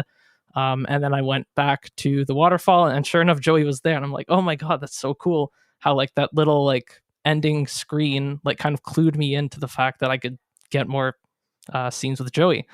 And then even then, like you can either like accept his desire to fight you, and then duel him honestly, and then kind of take the rune from him like that. Or even in that ending, you can just defend and wait out the fact, and like he'll just lose motivation to fight and sort of just collapse out of exhaustion. And you'll still have to take the rune from him. There's no like, and he'll still die. Like there's no kind of positive beyond that. But it does like kind of like change the texture of the ending, like the emotional texture a little bit, depending on, if you decide to fight him for it, or if you refuse, and then he kind of just like forces you to take it from him in his dying moments. And then that's like kind of where he also like revealed the fact that he kind of resented Rio secretly because he's too nice. And that's if you like just choose not to fight him. And I thought that was another little interesting line. Yeah, that's ultimately the ending I ended up with, and I absolutely loved it. Yeah, I mean, it's that happens even in the true ending path, like the resentment element, because basically you don't fight him, and then Nanami comes back, So it's they're not as different as maybe they would be normally, but I agree with you that there's a lot of, it's like 3 paths you can take on that one, and even on the true ending, you could choose to not walk away as well. But yeah, I mean, regardless of how we feel about the ending, we all agree Suikoden II, good game, right? Yep. Yeah. Yes, definitely. Yeah, I would love to get into a conversation about its placement, which we will do next in 2 weeks, which I'll talk about because we've already been recording this for over 2 hours. So thank the three of you so much for coming on to talk about this game, one of my absolute favorites. I know there were things you probably wanted to talk about that we didn't cover because that's the nature of Suikoden 2. There's so much to talk about. That I actually got the opportunity to do my defense of Jowy thing. So thanks for letting me do that. So let's talk about what is coming up next. So next week, or actually in 2 weeks, we will probably, I'm guessing, hopefully, assuming that the other panelists are correct, be talking about Suikoden 2 once again, because we are going through the top 10 90s RPGs. And yes, Suikoden 2 is a 90s RPG. It's the best one, so it'll finish as number one if we're correct. But in all sincerity, I have only seen one of the 4 lists. I haven't even finished mine yet. I don't know what that list is going to look like, and I'm excited. And the 2 lists I have seen are so different, so I think it could be wild. And I got some hints about Alex's that also means it's going to be pretty different from mine. So we'll see. But then after that, for the next 2 weeks, we're going to have a game journal on Fallout New Vegas, which is a Western RPG that I have never played. If you've listened to this podcast a lot, you probably know that it is a weak spot of mine. I'm in the process of correcting it. So, and given that I've heard this is the best one, I'm excited to give it a shot. So if you want to email us or get in touch with us, you can email me at retro@rpgfan.com. You can also follow us on Facebook, Instagram, Threads, Twitter, Blue Sky, Twitch, YouTube. We're all over the internet, usually RPG Fan or RPG Fan.com. We also have a Discord. It's just RPG Fan Discord. You can get in touch with us that way. We also have 2 different shops. One hosted by TeePublic, selling mugs, t-shirts, things like that. Another by a Hyperplay RPG, where we sell our review card collection. Both of those, some of the proceeds go to RPG Fans. It's a good way to support us and also just get some cool stuff. We have 2 other podcasts, Random Encounter, which is about usually random things. I think that actually I'm hosting the next episode of Random Encounter, or maybe that's next one, the one after, where we get to talk about that game that I've just told myself I wasn't going to talk about on this podcast, which is Expedition 33. But I know that earlier this week, there was also Zek on there talking about it as well. We also have Rhythm Encounter, which is on the other Monday of every other Monday with Random Encounter. It is about RPG music. You can review those 2 podcasts or this one on Apple Podcasts, YouTube, Spotify. Basically, if there are podcasts there, we are there. And let's talk about how we can get in touch with the individual panelists, starting with you, Paul. You can email me at pdennis89@gmail.com. And Rob. I'm on Blue Sky, Neon Cowboy. I love that. Blue Sky. It's actually from an anime name generator. That's where that came from. That's awesome. I think my name on PSN is Harnessed Worm, which comes from a 360 name generator from like 2007. I thought it was funny, so I still have it like almost 20 years later. So I get it. Yours is cooler. Alex, how can we get in touch with you? You can email me at alexfraniczek@gmail.com. That is much less creative. Boo. So anyway, thank you, everybody. I really appreciate all 3 of you coming on, even with some of your really bad Neclord opinions. I guess I'll let you on again, maybe. We'll see. Thank you, listeners. Good night and good luck.